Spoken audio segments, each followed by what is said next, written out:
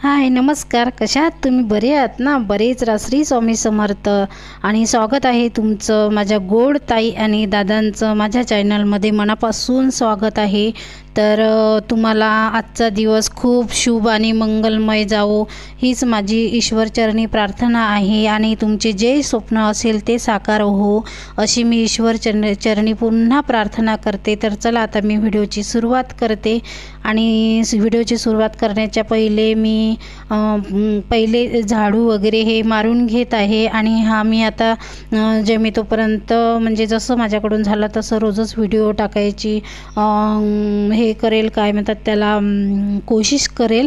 कारण की माझं खूप म्हणजे वॉच कमी आहे त्याच्यामुळे. आणि माझे व्हिडिओ फुल वॉच करत जा. आणि ज्यांनी वॉच केलेला व्हिडिओ त्यांनी नक्की कमेंट करत जा. आणि माझे दादा ताई वॉच करतातच हे मला नक्की माहीत आहे. आणि कारण त्यांचे मला कमेंट्स वगैरे येतातच. तर तरी पुन्हा जे कोणी म्हणजे पाहत नसेल त्यांनी पण पुन्हा पहा. ही माझी प्रार्थना आहे तुम्हाला. आणि मी करते आता माझ्या कामाची सुरुवात. तर मी पहिले सकाळी झाडू वगैरे मारून घेत आहे. आणि हा व्हिडिओ तुम्ही म्हणाल आता काय आहे हिच्या व्हिडिओतून शिकायला, तर माझं चॅनलच ते आहे डेली रुटीनचं. त्याच्यामुळे मी जे माझे घरचे व्हिडिओ आहे डेलीचे, रोजचे डेली रुटीनचे, ते मी टाकत असते. आणि कधी रेसिपी वगैरेही टाकते. हे तर तुम्हाला नेहमी मी दाखवतच असते.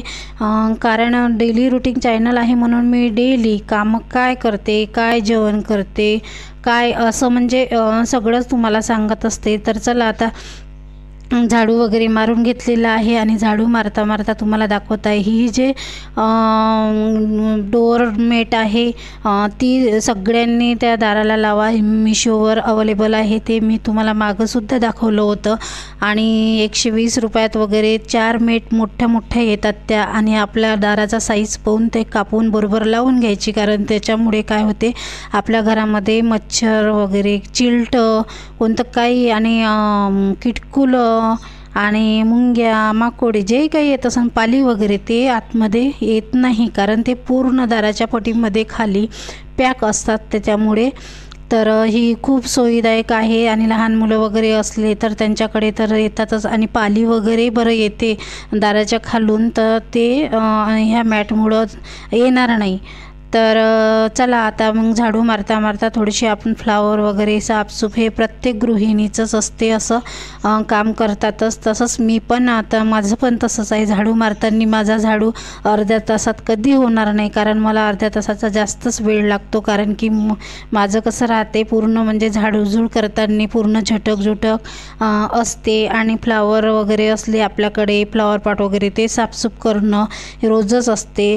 आणि TV खालचा जो आपला टेबल वगैरे राहते तो पुसपास असं माझं साफसूफ चालूच राहते. त्याच्यामुळे मला कामाला थोडा फार वेळ लागतो.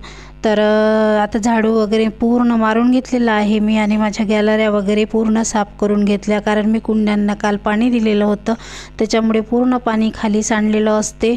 तर मला मग ते गॅलरी झाडल्याशिवाय होतच नाही. आणि 8 दिवसातून 2 वेळा वगैरे मी गॅलऱ्या पूर्ण साफ करतच असते. कारण की कसं, पाणी पूर्ण मारून खराट्याने घासून काढल्याशिवाय खालची जे स्टाईल वगैरे जे काही लावलं असते ते व्यवस्थित राहतात, डागं वगैरे पडत नाही. आणि आमच्याकडच्या पाण्यांना खूप क्षार असल्यामुळे तर डागं पडतातच. आणि आता नंतर मी घासत आहे भांडे.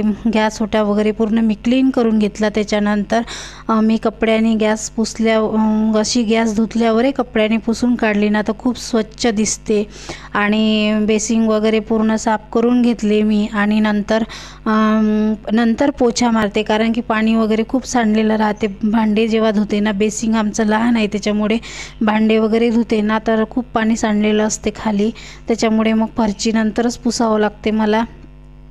तर मग फरची वगैरे साफ करून घेते.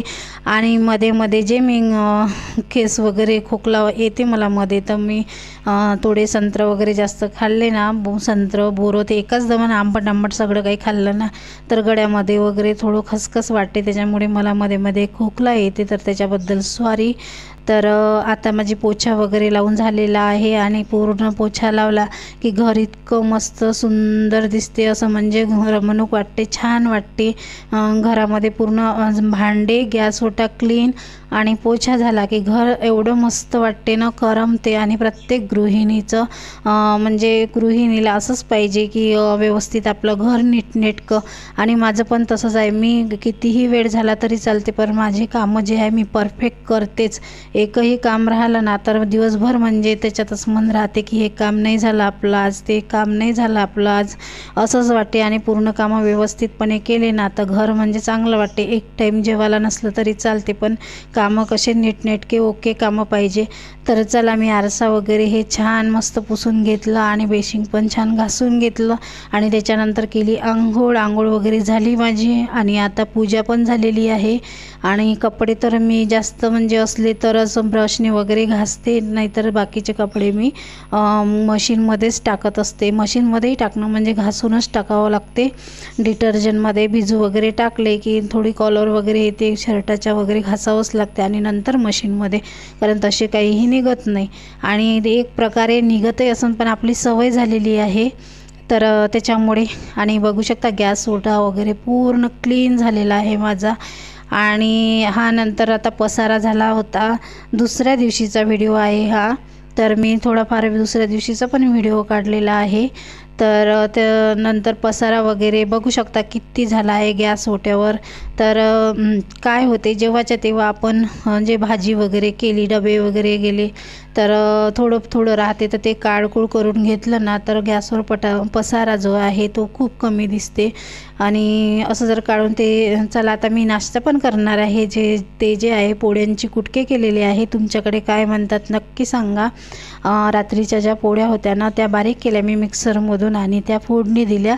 फोडणी दिल्यानंतर कसं ते पोळ्या म्हणजे आता एवढं धान्य महाग आहे तर वाया जर गेलं तर आपलं खूप मन दुखते. आणि एखादी पोळी वगैरे गेली तर काही नाही, पण माझ्याकडे 5-6 पोळ्या होत्या तर मी मस्त छान मिक्सरमधून काढल्या आणि जास्तीचे कांदे, टमाटर, मिरची वगैरे टाकून त्या फोडणी दिल्या. खूप छान लागतात. आणि थोडी साखर वगैरे टाकून खूप मस्त आंबट गोड वगैरे असे छान लागतात ते. तर ते कुटके केलेले आहे. आता हे पूर्ण पसारा आवरल्यावर आता मी नाश्ता करणार आहे.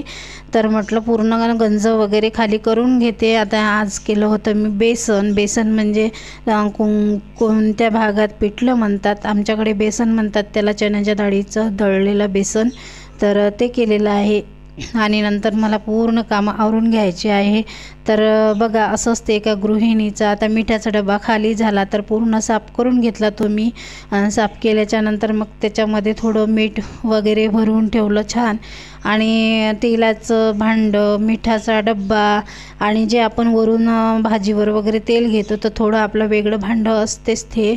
तर ते भांडं पण आपण तेल म्हणजे वेगळं काढतो, ते भांडं पण नेहमी हात लागून असं कसं चिकट होत राहते. तर ते पण हे पूर्ण मी घासघूस करून घेतलेले होते. कारण हे भांडे जास्त जसं तिखट मीठ वगैरे काढलेला डब्बा राहते तो डबा हे आपले नेहमी जास्तच खराब होत असतात. तर हप्त्यातून ते 7 दिवसातून म्हणजे आपल्याला घासावंच लागते. आणि मी पण काल घासून ठेवलेला होता आणि छान आता त्याच्यात मीठ भरून ठेवलं. आणि ते जास्तीचं मीठ जे उरलेलं आहे ते मीठ वेगळंच काढून ठेवत असते मी, कारण की आपल्याला उपवास वगैरे राहते. तर मग उपवास राहते तर ह्या डब्बा कसा आपण नेहमी स्वयंपाकात वापरतो तो कधी आपला त्याच्यात हातही चालला जाते. कधी होते असं, चम्मच असते त्याच्यामध्ये पण कधी हातही चालला जाते, त्याच्यामुळे ते खरकटं बनून जाते. तर मग उपवासासाठी मी थोडं वेगळंच मीठ काढून ठेवत असते. कारण की कसं आहे म्हणजे ते व्यवस्थित राहते. मग साबुदाणा वगैरे असं वापरते ते मीठ. तर चला मग आता गॅस वगैरे पूर्ण मी असा तर कपडा मी मारतच राहते.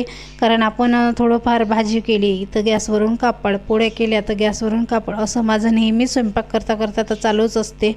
कारण की पसारा दिसला की माझा एवढा दिमाग खराब होते, खूप दिमाग खराब होते त्याच्यामुळे. तर मग रात्री थोडं टमाटर वगैरे आणलं होतं, सांबार तर नंतर तोडेल मी. तर टमाटर वगैरे छान धुवून घेतले. कारण असे म्हणजे धुईदाय जेव्हाच्या तेव्हा केलं ना आपण भाजीपाला वगैरे तर व्यवस्थित राहते. नाही तर पडून राहिलं तर फ्रीजमध्ये तसंच भरत नाही मी. पूर्ण भाजीपाला वगैरे साफसूफ पुसपास करूनच भरते.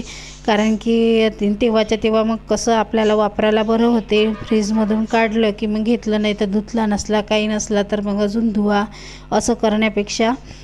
तर चला आता व्हिडिओ कसा वाटला नक्की कमेंट करून सांगा. इथेच तर बाय.